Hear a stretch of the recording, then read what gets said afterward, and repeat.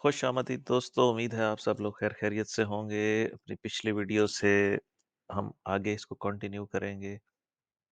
Last time जो हमने video बनाई थी, हम सिर्फ उसी को फोकस करते हैं और बाकी सारी चीज़ें छोड़ देते हैं। मैंने आपको बताया था कि हम करंटली एक करेक्शन के फेज़ में हैं और हमने आना फिर दोबारा नीचे की तरफ है और इसमें इसको मैंने लेबल किया है एज़ डब्ल्यू, यानी ए, बी, सी एज़ डब्ल्यू, 3 वेव स्ट्रक्चर है। उसके बाद ये वेव एक्स है और इसके बाद फिर 3 वेव स्ट्रक्चर है लाइक ए, बी एंड सी।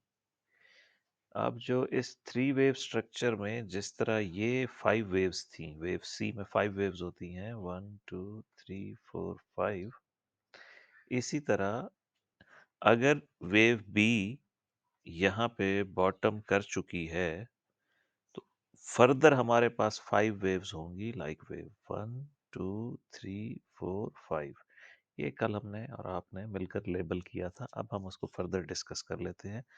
उसमें बात कहाँ तक पहुंची है और इनवैलिडेशन पॉइंट्स क्या-क्या हैं और अल्टरनेटिव्स क्या-क्या हैं। इसमें पहले हम शॉर्ट टर्म डिस्कस कर लेते हैं। ये हमारा था कल का जो हाई था, उसके अगेंस्ट एक न्यू हाई बन गया है, तो हम प्राइस एडजस्ट कर लेते हैं। तो हमारा एरिया ऑफ सपोर्ट जो है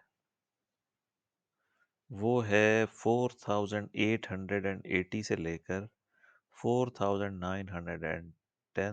इसमें 50% भी ऐड कर लें एज वेव टू। अब ठीक है, तो 4931 से लेकर 4880 तक ये हमारा टोटल 1-2 सेटअप बनेगा। अगर हमारी करेक्शन ओवर हो गई है तो अगर हम स्टिल अपने इस बी वेव में हैं, जिसको हमने यहाँ पे फिनिश किया हुआ है, तो हो सकता है कि वेव बी अभी हमारे पास मार्जिन है यहाँ तक, यहाँ पर रहने के बजाय वेव बी रीसेट होकर यहाँ आ जाए और उस वक़्त हमारे पास ये सेटअप बनेगा लाइक वेव ए, वेव बी और वेव सी। तो ये हमारे पास सिंपल इसकी जस्टिफिकेशन है एज पर एलियट वेव। अगर हमारा ये वेव काउंट वैलिड है तो प्राइस को इस एरिया ऑफ सपोर्ट को होल्ड करना चाहिए। अगर ये एरिया ऑफ सपोर्ट ब्रीच हो जाता है तो हमारे पास वेव बी को रीसेट करके यहाँ लाएंगे न्यू लोज तक। ये हमारी एक बात हो गई। अब इसमें टोटल जो समझने वाली बात है, यानी जिसके ऊपर फिलहाल तो कंसेंसस है मेरा भी और मेरे साथी एनालिस्ट जो हैं, एलियट वेव प्रैक्टिशनर्स, वो सब यही कह रहे हैं कि ये जस्ट वेव वन है या वेव ए है और ये वेव बी है और फिर वेव सी में हम नीचे जाएंगे। मैंने आपको, जो लोग रेगुलर मेरी वीडियोस देख रहे हैं, मैं कई दफ़ा कह चुका हूं कि मेरे हिसाब से सुपर साइकिल का टॉप इन प्लेस है। वीकली वाली मेरी वीडियो देख लें, इसमें मैंने बड़े डिटेल के साथ डिस्कस किया है इसको।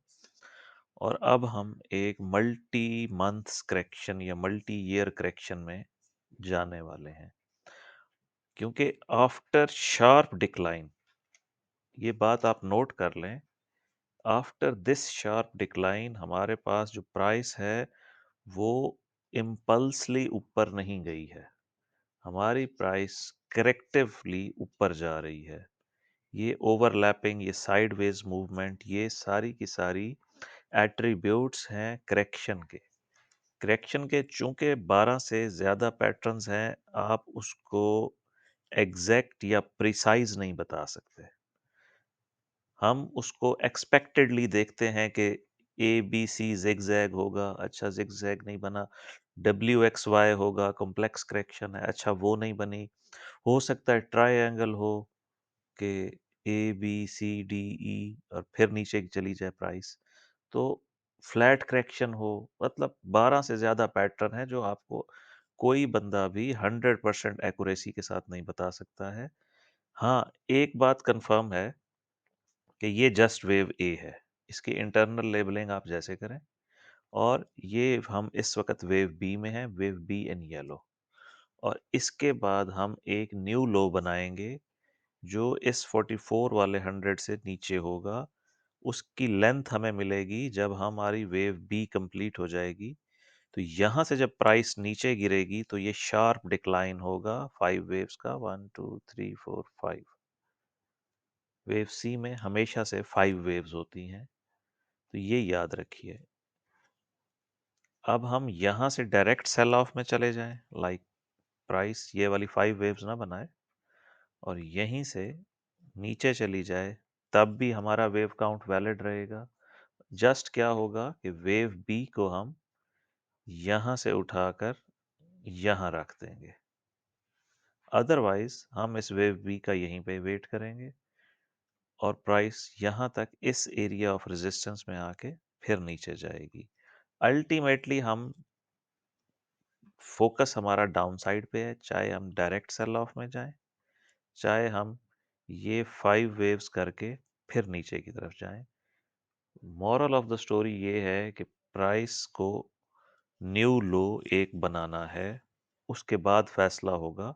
वो आप मेरी वीकली वीडियो देख लें, जिसमें मैंने अल्टरनेटिवली वेव 4 का एक एरिया ऑफ सपोर्ट बनाया है, जो 4000 से लेकर 2800 तक है। 1200 पॉइंट है, जिसमें सेंटर पॉइंट 3500 से 3200 बन रहा है। तो वो आप देख लीजिएगा, इसके मुताबिक चार्ट को अपडेट कर लें, और हम मिलते हैं नेक्स्ट वीडियो में।